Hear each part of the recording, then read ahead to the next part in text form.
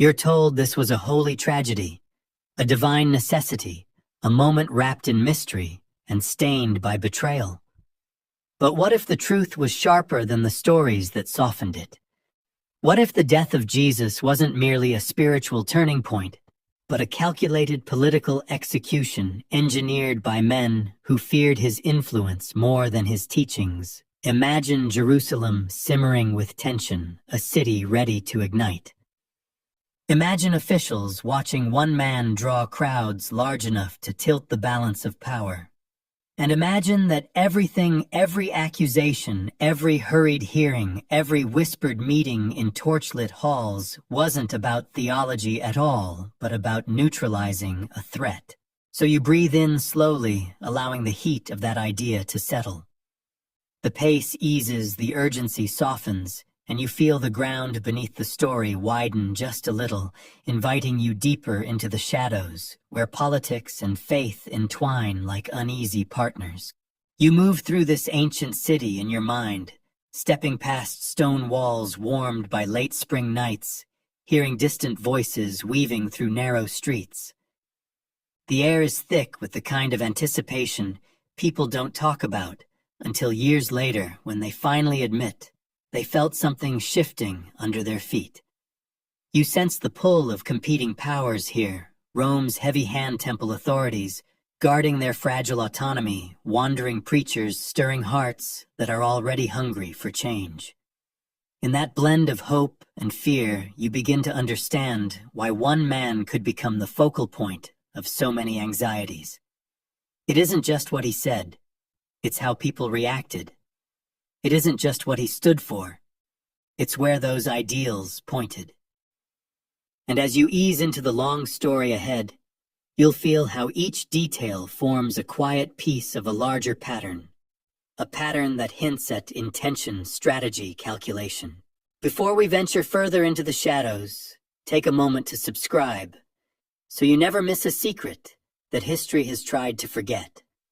Let your breath settle. Let your mind drift open and follow the trail that begins in a crowded city and leads toward a cross that might have been less about heaven and more about politics.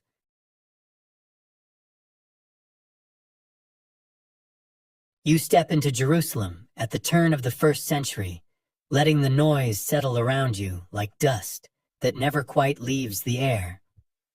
The city feels crowded, even before you picture the pilgrims swelling its narrow streets, and somewhere in that pressure, you sense the same unease you noticed earlier when imagining officials watching one man draw too much attention. That earlier spark of tension now stretches into a full landscape rising out of stone and politics and human fear. The city stands under Roman rule, yet it beats with Jewish identity, layered with long-held hopes that one day the land will be free again. That's your first solid fact of the investigation. Judea is a province simmering with resentment maintained not by trust, but by force. Rome knows this. Local rulers know it. And everyone, whether elite or ordinary, feels the weight of a fragile balance that could shatter with the wrong word spoken at the wrong moment. The city is built in levels, spiritual, political, emotional, and you begin to move through them with a kind of quiet awareness.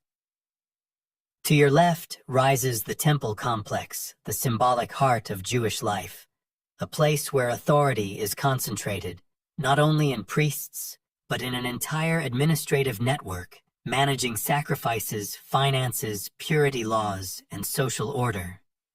People often imagine Jerusalem as purely sacred geography, but the temple is also a bureaucratic machine, a center of economic activity, and a physical reminder of what a conquered people can still call their own.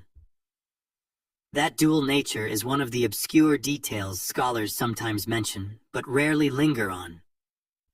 The temple wasn't only a spiritual institution, it was a power hub, and that meant anyone who challenged its rhythms threatened more than belief, they threatened stability and revenue. You feel that tension as you walk along the pavements worn smooth by generations. Soldiers stand posted at strategic corners, not in overwhelming numbers, but enough to remind you who actually governs this land. Their presence isn't constant oppression. It's strategic pressure, a quiet message that Rome will tolerate culture, ritual, and debate as long as silence reigns where it matters most. Every festival season is a test of that arrangement.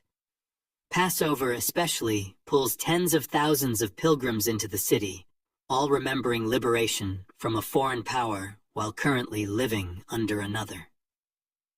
You can see why Pilate, the Roman prefect, makes a point of being in Jerusalem during these celebrations, rather than staying comfortably in Caesarea by the sea.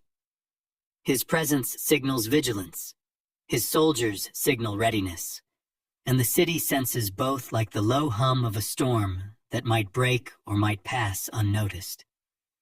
As you drift through the crowd, you hear layered conversations about prophets, taxes, harvests, purity, healing, and politics disguised as prayer. It's impossible to separate faith from resistance here. The categories bleed into each other. That mixture is what makes the place volatile, and it's also what shapes the open questions still debated today. Were messianic hopes in this era primarily spiritual, or were they fundamentally political dreams coded in religious language? Scholars argue both sides, and the truth may be that the people living here didn't draw the clean distinctions modern readers prefer. For them, a savior was someone who could restore order, identity, and dignity, whether through divine intervention or social upheaval. The closer you move toward the temple courts, the more layered the city's power structure appears. Priests guard ritual purity, while also negotiating with Roman officials trying to preserve autonomy without provoking military intervention. The high priest holds office at Rome's pleasure, replaced whenever his loyalty appears to waver. That awkward arrangement generates quiet compromises few want to admit publicly. It's not difficult to imagine why leaders might view any charismatic preacher with caution, especially one capable of drawing large crowds. You recall the image from earlier, the one man gathering followers in numbers large enough to unsettle watchful authorities, and you realize how quickly suspicion could build in a place so charged with political risk. Walking through the bustling markets, you notice something else. Often overlooked, many residents live day to day under financial strain. Heavy taxation, temple dues, and local economic pressures create a climate where the promise of change, any change, carries emotional weight. That background explains why crowds